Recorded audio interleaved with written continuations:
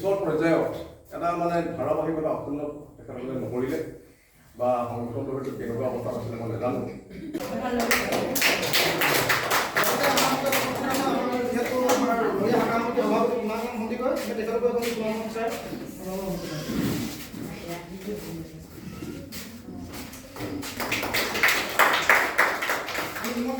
আমাৰ দেখা অঞ্চলৰে আমাৰ সাংবাদিক দুখন ফুকন আমাৰ মাছ নিৰ্বাহ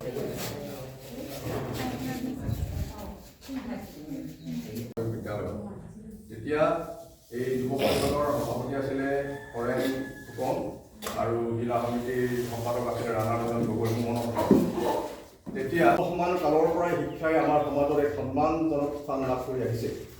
কৃতিত্ব সহকাৰে শিক্ষা জীৱন আগুৱাই লৈ যোৱাসকল সমাজৰ আদৰৰ আসন প্ৰাপ্ত। ভালকৈ পঢ়িবা দেই, আমাক সকলোৱে নাম ৰাখিবা।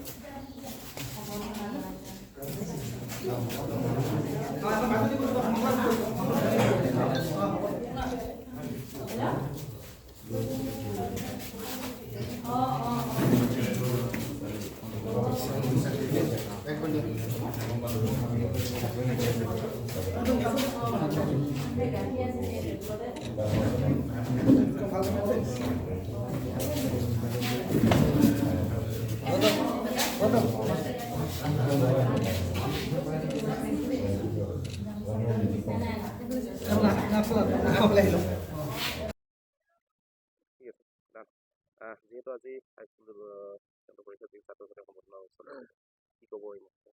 হয়, আজি অসম জাতীয়তাবাদী যুৱ ছাত্ৰ পৰিষদ ধৰিয়া শাখা সমিতিৰ তৰফৰ পৰা আমি আজি হাইস্কুলৰ শিক্ষান্ত পৰীক্ষাত উত্তীৰ্ণ কৃতি ছাত্ৰ ছাত্ৰীসকলক আজি আমি সম্বৰ্ধনা জনোৱা হয় আমাৰ ধৰিয়া মধ্য ইংৰাজী বিদ্যালয়ৰ প্ৰাংগণত। ইয়াত উপস্থিত আছিলে আমাৰ ধৰিয়া গাঁৱৰ বিশিষ্ট সমাজসেৱক হিৰম্ব সন্দিকৈ ডাঙৰীয়া, লগতে আমাৰ মাজত উপস্থিত আছিলে ধৰিয়া প্ৰাথমিক বিদ্যালয়ৰ প্ৰধান শিক্ষয়িত্ৰী ৰুক্মিণী সন্দিকৈ, লগতে আমাৰ মাজত উপস্থিত আছিলে মাধুৰ্য সন্দিকৈ, লগতে আমাৰ মাজত উপস্থিত আছিলে আমাৰ বিভিন্ন আমাৰ ব্যক্তিসকল আছিলে, সমাজসেৱকসকল আছিলে, লগতে আমাৰ মাজত উপস্থিত আছিলে আমাৰ প্ৰাক্তন ছাত্ৰ নেতা হিমান্ত হাজৰিকা, লগতে আমাৰ মাজত উপস্থিত আছিলে জিকু গগৈ, বিভিন্ন ধৰণৰ আমাক ব্যক্তি উপস্থিত আছিলে। তেখেতে আজি আমাৰ এটা গাম্ভীৰ্যপূৰ্ণ আজি অনুষ্ঠান হৈ যায়। গতিকে আমি কৃতি ছাত্ৰ ছাত্ৰীসকলক তেওঁলোকক আমি অভিনন্দন জ্ঞাপন কৰোঁ। আমি ক'ব খোজোঁ যে তেওঁলোকে অনাগত দিনত এজন যাতে মানুহ হিচাপে আমাৰ অঞ্চলত এজন ভাল নাম কঢ়িয়াই আনে, যাতে আমাৰ সমাজখনৰ লগতে আমাৰ অঞ্চলটো তেওঁলোকে যাতে আগুৱাই লৈ যায়, যাতে অসমখনৰ লগতে আমাৰ অঞ্চলটোকো তেওঁলোকে যাতে আগুৱাই লৈ যাতে এজন ভাল নাগৰিক হয়, সেইটোৱে আমি আজি কামনা কৰিছোঁ। যিহেতু আজি অসম জাতীয় যুৱ ছাত্ৰ পৰিষদৰ তৰফৰ পৰা আজি সম্বৰ্ধনা অনুষ্ঠান আছিলে কৃতি ছাত্ৰ ছাত্ৰীসকলে, আজি এজন জ্যেষ্ঠ ব্যক্তি হিচাপে উপস্থিত আছে, আজি উঠি অহা প্ৰজন্মলৈ কি ক'ব? আচলতে সদ্য সমাপ্ত হাইস্কুল শিক্ষান্ত পৰীক্ষা ফলাফল ইতিমধ্যে ঘোষণা হৈছে। ইয়াৰ লগতে সংগতি ৰাখি আমাৰ ধৰিয়া অঞ্চলৰ প্ৰায় 15গৰাকী কৃতি ছাত্ৰ ছাত্ৰীক সম্বৰ্ধনা জনোৱা যিটো এটা ব্যৱস্থাপনা গ্ৰহণ কৰিছে অসম জাতীয়তাবাদী যুৱ ছাত্ৰ পৰিষদ এখন আঞ্চলিক সমিতিৰ সৌজন্যত তথা ধৰিয়া শাখা সমিতিৰ সৌজন্যত, ইয়ে ভাবিছোঁ আমাৰ অঞ্চলটোৰ কাৰণে এটা নতুন দিগন্তৰ সূচনা কৰিব। কাৰণ প্ৰথমবাৰৰ কাৰণে আয়োজিত এনেকুৱা এটা গাম্ভীৰ্যপূৰ্ণ অনুষ্ঠান আমি কেতিয়াও প্ৰত্যক্ষ কৰা নাছিলোঁ।